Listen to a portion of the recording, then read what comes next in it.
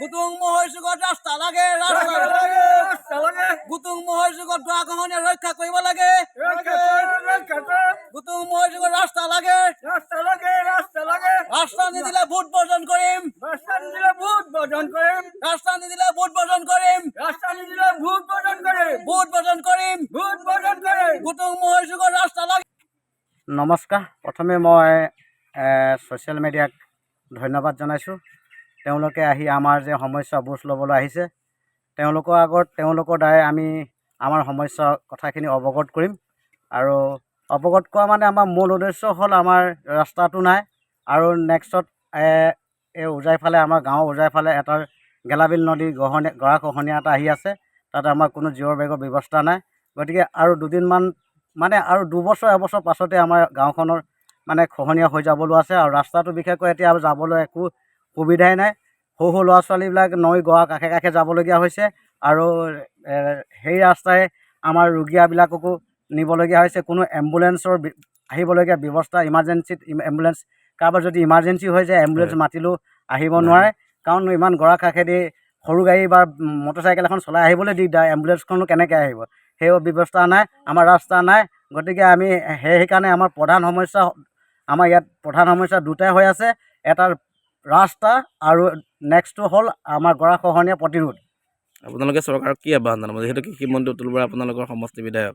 আমি চৰকাৰক আমি বহুবাৰ আগতো আবেদন কৰি আছোঁ, কিন্তু আমি তেওঁলোকক আবেদন কৰিছোঁ যে আমাক ৰাস্তাটো লাগে আৰু গৰাখহনীয়া প্ৰতিৰোধ কৰক বুলি আমি তেওঁলোকক আবেদন কৰিছোঁ। আৰু তেওঁলোকক আমি ৰিকুৱেষ্ট কৰিছোঁ, অনুগ্ৰহ কৰিছোঁ যে তেওঁলোকে আমাৰ ৰাস্তাটো দি পেলাই আমাক যাতে আমাৰ মানুহখিনি সবল কৰক, কাৰণ সচেতন কৰক। নহ'লে আমি কেনেকৈ এই গৰাখহনীয়াৰ মাজেদি আমি কেনেকৈ যাম আৰু কেনেকৈ ৰাস্তা নহ'লে আমি যাব পাৰিম, সেইটো আমাৰ ব্যৱস্থাটো নাই। গতিকে তেওঁক আমি বাৰে বাৰে আমি ৰাইজৰ হৈ মানে ৰিকুৱেষ্ট কৰিছোঁ, অনুগ্ৰহ কৰিছোঁ, আমি তেওঁ যাতে আমাৰ ৰাস্তাটো দি আমাক যাতে আমাৰ ৰাইজখনক স্বাৱলম্বী কৰিব, তাকে কৈ মোৰ বক্তব্যত ধন্যবাদ জনাইছোঁ।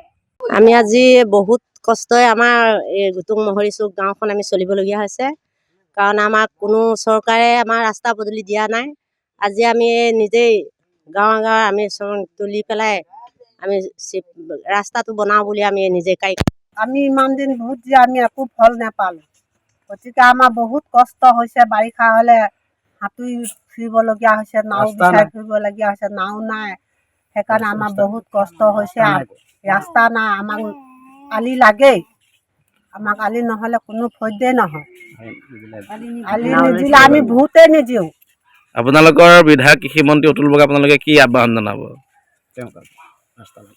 ৰাস্তা লাগে আমাক, আমাক ৰাস্তাটো লাগিবই। আকৌ বেমাৰী কেতিয়াবা আহিলেও বেমাৰ হ'লেও যাবলৈ অসুবিধা হৈছে, নৈ দি পাৰ হৈ যাব লাগে, সময়ত নাও নাপাওঁ। হয়, এক কথাত ক'ব গ'লে কি বৰ্তমান শাসনাধিষ্ঠ চৰকাৰখনে কেৱল মাত্ৰ বিকাশ আৰু উন্নয়নৰ কথা কৈ পেলাই ফুলজাৰি মাৰি থকা আমি দেখিবলৈ পাওঁ। কিন্তু এই বৃহত্তৰ মহুৰামুখ অঞ্চলটোত আমি দেখা পাইছোঁ যে ইয়াত এটা বিপৰীত প্ৰতিচ্ছবি আমি দেখা পাইছোঁ। যে তাৰে এটা উদাহৰণ হৈছে কি এইটো গুতুং মহৰী চুক অঞ্চলটো।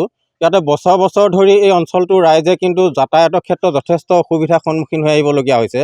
ইয়াত যি বানপানীৰ সময়ছোৱাত কিন্তু তেখেতসকলে যাতায়াতৰ ক্ষেত্ৰত কেৱল মাত্ৰ নৌকা যাত্ৰাটো একমাত্ৰ মাধ্যম হৈ থাকে।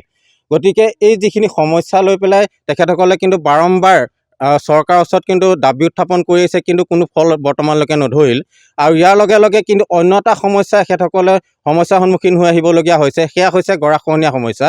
আৰু এই যে 2 এবছৰৰ ভিতৰত হয়তো এই অঞ্চলটো গেলাবিল নদী গৰাখহনীয়া কবলত পৰি একেবাৰে নিশেষ হৈ যোৱা উপক্ৰম এটা হৈ আহিছে, কিন্তু বৰ্তমানেও এই চৰকাৰখনে কিন্তু সাৰ নেপালে।